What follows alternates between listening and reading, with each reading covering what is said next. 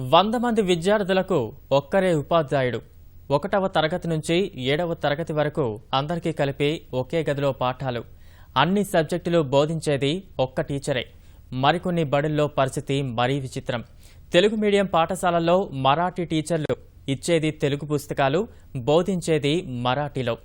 దశాబ్ద కాలంగా తెలుగు చెప్పే అధ్యాపకుల్ని ఇవ్వండి మహాప్రభు అని విద్యార్థులు వేడుకున్నా విద్యాశాఖకు గాని ప్రభుత్వానికి గాని పట్టినట్లు లేదు.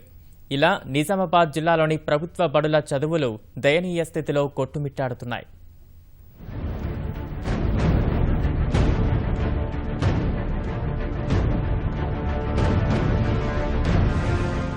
అందరూ చదవాలి, అందరూ ఎదగాలి. ప్రభుత్వం పదే పదే చెబుతున్న నినాదమిది. నినాదం మంచిదే అయినా ప్రభుత్వ బడుల్లో సౌకర్యాలు కల్పించడంలో మాత్రం విఫలమవుతోంది. ఫలితంగా విద్యార్థుల చదువుకు ఆదిలోనే హంసపాదు ఎదురవుతోంది. నిజామాబాద్ జిల్లాలో విద్యా వ్యవస్థనే ప్రశ్నించే విధంగా భావి భారత పౌరుల చదువులు సాగుతున్నాయి. 100 మంది విద్యార్థులకు ఒక్కరే ఉపాధ్యాయుడు. 1 నుంచి 7వ తరగతి వరకు అందరికీ కలిపి ఒక్కటే గదిలో పాఠాలు చెప్పాల్సిన పరిస్థితి. తెలుగు నుంచి సాంఘికం వరకు అన్ని సబ్జెక్టులు బోధించేది ఒక్కరే. సరిపడా ఉపాధ్యాయులు లేక జిల్లాలోని కొన్ని బడుల్లో విద్యార్థుల చదువులు సమస్యల సుడిగుండంలోనే కొనసాగుతున్నాయి.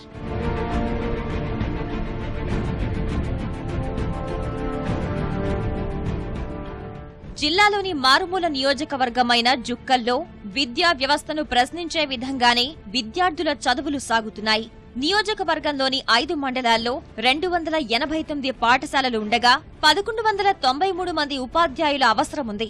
కానీ మొత్తం నియోజకవర్గ వ్యాప్తంగా 650కి పైగా ఖాళీలున్నాయి. బిచ్కుంద మండలంలోని 74 బడులకు 252 మంది ఉపాధ్యాయుల అవసరం కాగా 150 మంది మాత్రమే ఉన్నారు. మద్నూరు మండలంలో 57 పాఠశాలలుండగా 250 మంది గురువులు కావాల్సుంటే 100 మంది మాత్రమే విధులు నిర్వహిస్తున్నారు. ఇంకా 150 పోస్టులు ఖాళీగానే ఉన్నాయి. దాదాపు 10 ఏళ్లుగా మద్నూర్ మండలంలో విద్యార్థుల చదువులు ఉపాధ్యాయులు లేకుండానే సాగుతున్నాయి. పిట్లం మండలంలో 80 మంది, నిజాంసాగర్ మండలంలో 65 మంది, జుక్కల్లో 100కు పైగా ఉపాధ్యాయ పోస్టులు ఏళ్లుగా ఖాళీగా ఉన్నాయి.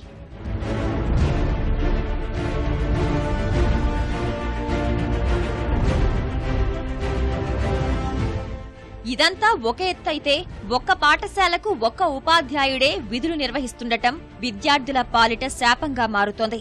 1 నుంచి 7వ తరగతి వరకు అందరికీ కలిపి ఒక్కటే తరగతి గదిలో పాఠాలు నేర్పుతున్నారు.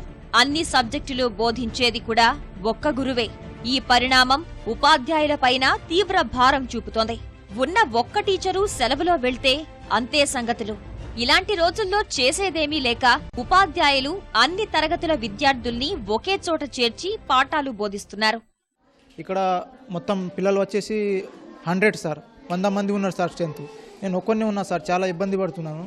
కంపల్సరీ ఇక్కడ టీచర్లు కావాలి సార్ కంపల్సరీ. ఒక్కనే ఏం చేయగలను సార్? నేను 100 మందిని నేను ఒక్కనే ఎట్లా చెప్పగలను? నేను ఏం మొత్తం ఓరల్గా చెప్తున్నా సార్ నేను మొత్తానికి. ఇప్పుడు అన్ని సబ్జెక్ట్స్ చెప్పాలంటే కూడా కష్టం కదా సార్. ఇప్పుడు 7వ తరగతి కానీ 6వ తరగతి కానీ తెలుగు, హిందీ, ఇంగ్లీష్, మ్యాథ్స్ అన్నీ బోధించాలంటే 1వ తరగతి నుంచి 7వ తరగతి వరకు అంటే చాలా బర్డన్ అవుతుంది సార్ నాకు. కాబట్టి నేను ఓవరాల్గా చెప్తున్నా సార్. ఇప్పటికైతే 91 స్ట్రెంత్ ఉంది 1 to 5th క్లాస్ వరకు. నేను ఒక్కదానే ఉన్నాను 1 month నుంచి. చాలా కష్టం అవుతుంది. స్ట్రెంత్ బాగుంది. మాకు వీవీస్ని ఇస్తే చాలా బాగుంటుంది. ఇన్ని తరగతుల్ని ఒక్క దగ్గర కూర్చోబెట్టి చెప్పడం అంటే కష్టం అవుతుంది. పిల్లలకు లాంగ్వేజ్ ప్రాబ్లం ఫస్ట్, అందువల్ల ఇంకో టీచర్స్ ఉంటే ఏమన్నా నేర్పించవచ్చు. ఇంకా ఇంటీరియర్ ప్లేస్ మెయిన్ రోడ్ నుండి ఒక 5 kilometers లోపలికి వచ్చి చెప్పాలి, నడుచుకుంటూ వచ్చి చెప్పాలి సార్. అయితే ఇక్కడ మాకు లాంగ్వేజ్ ప్రాబ్లం కూడా మెయిన్ సార్. తెలుగు రాదు వాళ్ళకు, కన్నడ, మరాఠీ ఏవేవో భాషలు మాట్లాడతారు. మాకు తెలుగు ప్రాబ్లం, అది లాంగ్వేజ్ ప్రాబ్లం మెయిన్గా ఉంది సార్. ఇంకొక టీచర్ని అపాయింట్ చేయాలని కోరుకుంటున్నాం సార్. ఇక ఉన్న ఒక్క గురువు ఒక తరగతికి బోధిస్తుంటే మిగిలిన తరగతుల విద్యార్థులు ఆటలాడుకోవడం జుక్కల్ నియోజకవర్గంలో పరిపాటి. సరిపడా ఉపాధ్యాయులు లేక చదువులు సాగించలేకపోతున్నామని విద్యార్థులు మొరపెట్టుకుంటున్నారు. ఒకటే టీచర్ ఉన్నది మాకు, ఇంకా 3 టీచర్ ఉంటే మేము మంచిగా చదువుకుంటుంటాం, గొప్పగా చదువుకుంటాం. మీరు వస్తే మంచిగా ఉంటుంది. మా టీచర్ ఒకటే ఉంది, ఇంకా టీచర్ వస్తే మేము మంచిగా ఉంటుంది, మేము మంచిగా రాసుకుంటాం కూడా. కష్టం అవుతుంది మా మేడంకి, వస్తున్నాం స్కూల్లో కూర్చుని ఇట్లాగే వెళ్ళిపోతున్నాం. కొన్ని బడులది మరింత దయనీయ స్థితి. మద్నూర్ మండలంలోని తడిహిప్పర్గా, హండేఖెల్లూర్, చిన్న సెక్కర్గతో పాటు మరికొన్ని ప్రభుత్వ ప్రాథమిక పాఠశాలల్లో విద్యార్థులది వింత సమస్య. ఇక్కడున్నవారు తెలుగు మాధ్యమం విద్యార్థులైతే బోధకులది మరాఠీ మాధ్యమం. మండలంలో ఎక్కువ మంది ఉపాధ్యాయులకు తెలుగు రాదు. డిఎస్సి వచ్చిన తర్వాత మరాఠీ మాధ్యమం ఎంచుకున్నప్పటికీ అప్పటి పరిస్థితులకు అనుగుణంగా ప్రభుత్వం సర్కారీ బడులకు కేటాయించింది. గత్యంతరం లేక వారంతా వచ్చిన తెలుగులోనే ఏదో 4 ముక్కలు చెప్పి బయటపడుతున్నారు.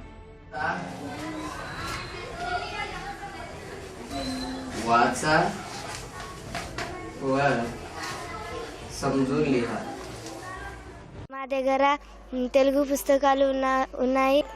మేము తెలుగు చదువుకుంటున్నాము. మాకు చెప్పే సార్లు మరాఠీ, మేము తెలుగు. వారు చెప్పేది మాకు అర్థం కావట్లేదు.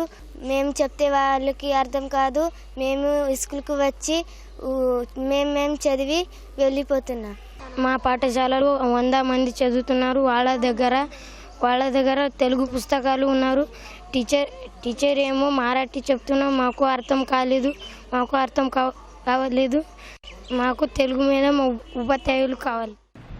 ప్రధానంగా సమస్య మధునూరు, జుక్కలు, తర్వాత బిచ్కొంద ఏరియాలో ఉంది. ఇక్కడ కూడా అంటే హై స్కూల్లో సంబంధించి మేజర్ ప్రాబ్లం లేదు. ప్రైమరీ స్కూల్స్లో, అప్పర్ ప్రైమరీ స్కూల్స్లో ఉన్నది.